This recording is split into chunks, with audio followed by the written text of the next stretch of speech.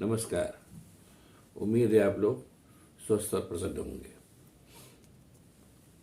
राहुल गांधी की यात्रा निरंतर जारी है।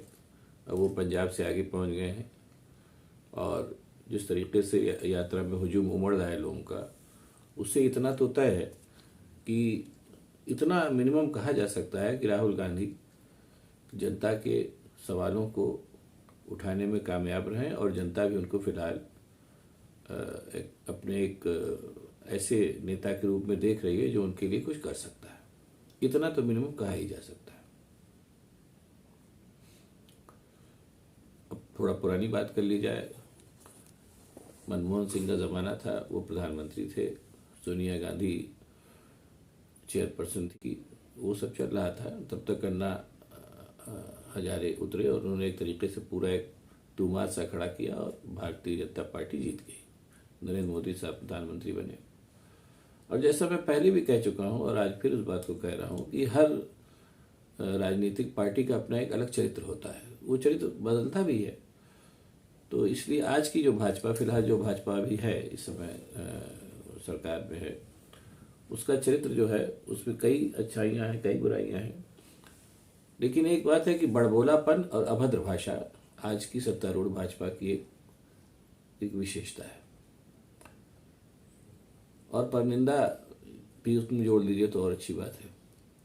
तो जब भारतीय जनता पार्टी पावर में आ गई तो उन लोगों ने दो चीज़ें कही कि हमको भारत को कांग्रेस से मुक्त करना है, कांग्रेस मुक्त भारत हमारा सपना है। और दूसरी चीज़ है कि जैसा मैंने कहा कि जो उस समय जो भी कांग्रेस के नेता थे, अभी भी हैं, कह लीजिए राहुल गांधी और सोनिया गांधी, इन पर अभद्र टिप्पणियाँ करवाना, ये सब। और दूसरी चीज़ ये है कि हर काम के लिए जो भी कुछ गलती हो गई है, शुरुआती दौर में ये एक प्रिविलेज हासिल था भाजपा को, क्योंकि वो दूसरी बार पार्टी में पावर में आई थी। तो ये भी था कि जो कुछ भी खराब है वो सब कांग्रेस का खराब किया और पंडित नेहरू का खास तौर से, चलो वो भी ठीक है।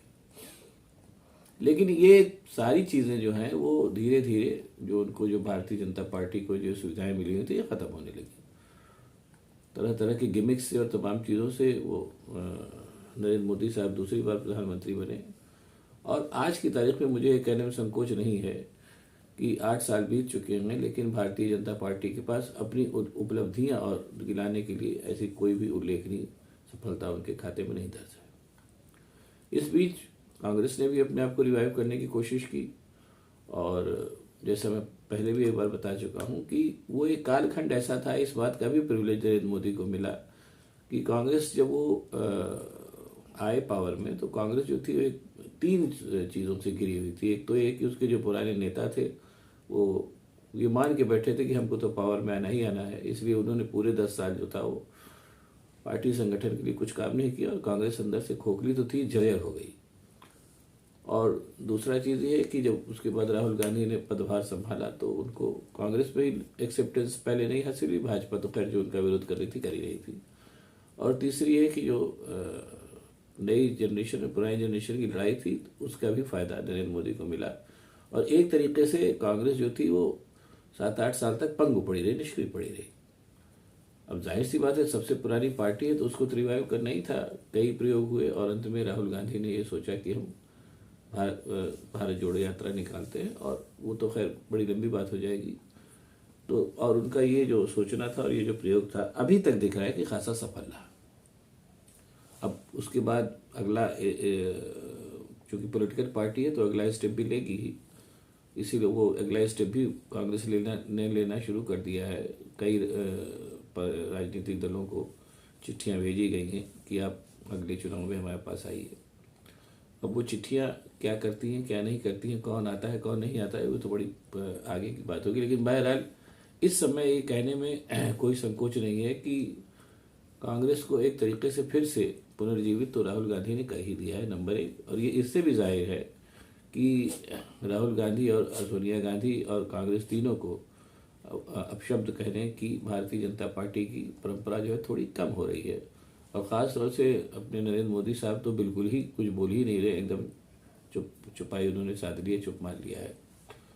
वो भी हो सकता है कि वेट एंड वॉच की नीति है, और ये भी हो सकता है कि इतने बड़े राजनीतिक जीवन के बाद उन्होंने इसको सेंस कर लिया हो कि अब स्थितियाँ वैसी नहीं रही और उससे भी बड़ी बात कि कांग्रेस राहुल गांधी की एक जो छवि बना रखी थी भारतीय जनता पार्टी ने बहुत श्रम और बहुत पैसा खर्च करके, वो छवि भी टूट गई।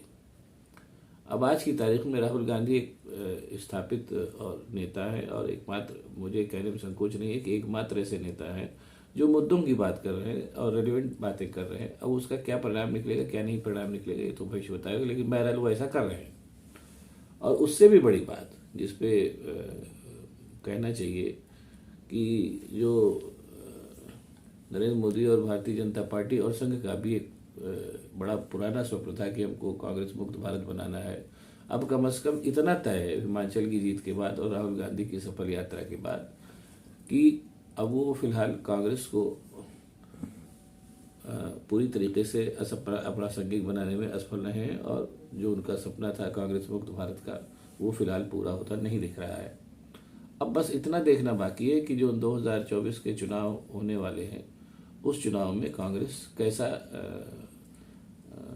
कैसा मतलब शक्ति प्रदर्शन करती है, ये उसको देखना जायज़ होगा।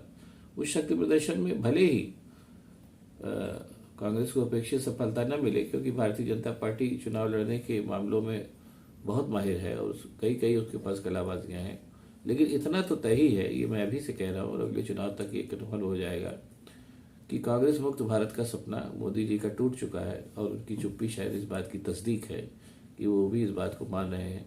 हाँ, कह नहीं रहे, वो एक अलग बात है, कह भी देंगे, 1-2 साल के बाद हो सकता है कहने भी लगे। और अगर ऐसा कह दें तो उनकी ईमानदारी है, हालांकि ऐसे उम्मीद करनी नहीं चाहिए। वो कह दें कि भाई मैंने एक सपना देखा था, बहुत से सपने देखे थे, लेकिन यह है कि ये सपना कांग्रेस मुक्त भारत का मेरा पूरा नहीं हो पाया, इसका मुझे अफसोस है। अगर वो कह देंगे तो अच्छी बात है, नहीं कहेंगे तो भी अच्छी बात है, क्या किया जा सकता है। बहुत बहुत धन्यवाद, नमस्कार। अगर आप लोगों को ये वीडियो पसंद आया हो तो इसको लाइक करिए, शेयर करिए, सब्सक्राइब कीजिए हमारे चैनल को, ताकि मैं आपको और भी ऐसे वीडियो बना के दे सकूं। नमस्कार फिर से।